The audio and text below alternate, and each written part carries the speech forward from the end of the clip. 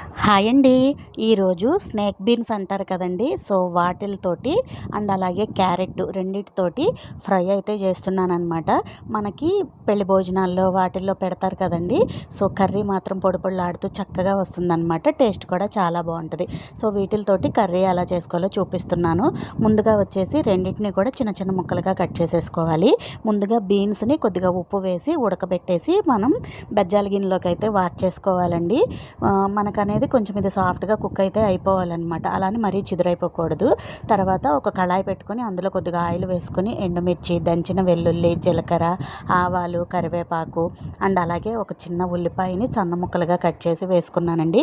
కొద్దిగా అల్లం తురుము వేసి, క్యారెట్ వేసి, ఉప్పు వేసి క్యారెట్‌ని మగ్గించుకోవాలి. క్యారెట్ ముక్క ఉడికిపోయిన తర్వాత మనం ఉడికించుకున్న బీన్స్‌ని కూడా వేసి 1 మినిట్ పాటు ఫ్రై చేసుకొని కారము, పసుపు అండ్ అలాగే కొబ్బరి పొడి వేసుకొని ఫ్రై చేసుకొని తీసుకుంటే ఫ్రై రెడీ.